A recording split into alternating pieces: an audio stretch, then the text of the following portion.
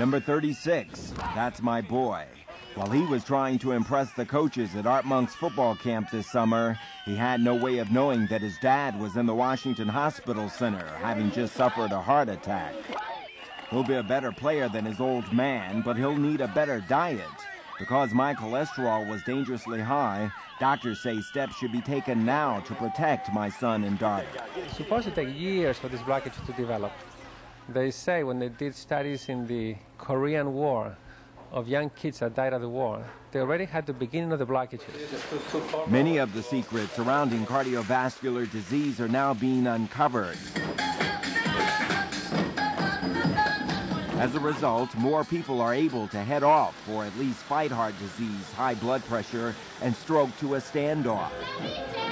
In the first 2 weeks after a heart attack, women are twice as likely to die as men. And in the first year after a heart attack, women are far more likely to die from heart disease as men. And why is that?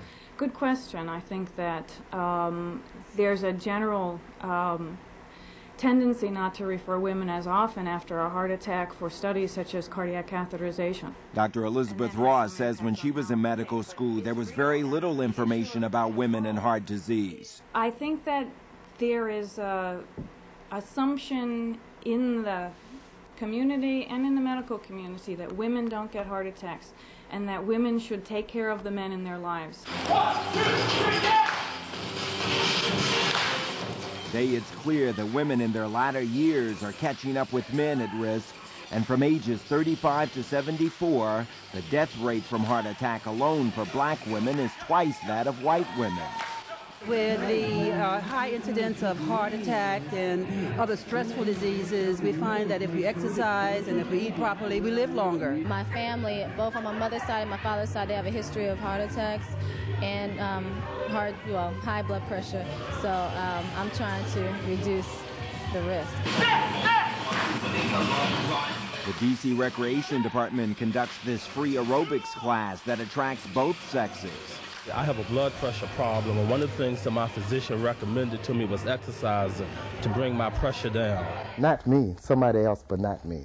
I never expected to have a heart attack. Eric Jones's family had no history of cardiovascular disease, so the top aide to the city council chairman had no fear of a heart attack. Jones's bad habits eventually led to a bypass operation. I was a heavy smoker, 3 to 4 packs a day. I suffered from high blood pressure. I had a high cholesterol level, and I failed to exercise. The American Heart Association says that almost 1 in 2 Americans dies of cardiovascular disease. David Givens was told that if he is to live, drastic changes must take place. The 38-year-old father of 2 has blocked arteries on both sides of his heart. I thought, first of all, because of my age at 38, that it was, not a big deal. And then I had an episode a few weeks ago that really just floored me, and that really caught my attention. So now, the biggest adjustment, I think, is going to be the psychological factor of doing a major lifestyle change. It's time to correct some faults that I have, mainly diet, smoking. Even given the information you have, you still smoke? Cutting down, yeah, but I still do. Givens is a writer for a disabled veterans organization. He is facing angioplasty or bypass or lifelong medication, perhaps all 3. I think like a lot of men, unless I'm deathly ill, I ain't gonna go see a doctor. I don't want any parts of them. That was my philosophy. Not even the hospitals are immune from the procrastination that surrounds taking better care of ourselves. At Greater Southeast Hospital and the Washington Hospital Center, employees can be spotted at all hours of the day taking cigarette breaks. In the employee cafeteria of both hospitals, you'll find workers passing up the healthy green stuff for the tasty but potentially dangerous foods. As long as they begin to make small changes by trying new things, what we're talking about here is really moderation. And we like to have people eat a variety of foods. By my estimation, you're doing some serious damage here. You got fried chicken, shrimp, mashed potatoes, gravy, rice pudding. Well, what are you trying to do here? Well, I have a big appetite. I do a lot of walking here in the hospital, and my job requires me to do a lot of eating. Your job requires you to do a lot of eating. because I do a lot of walking. Cornbread, mashed potatoes, the ribs. What is that? Potato salad over on the other side?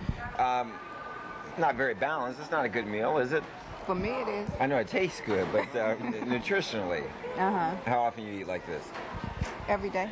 What if they didn't have the fried chicken? What if they only had salads, fresh fruits, vegetables, fish, turkey?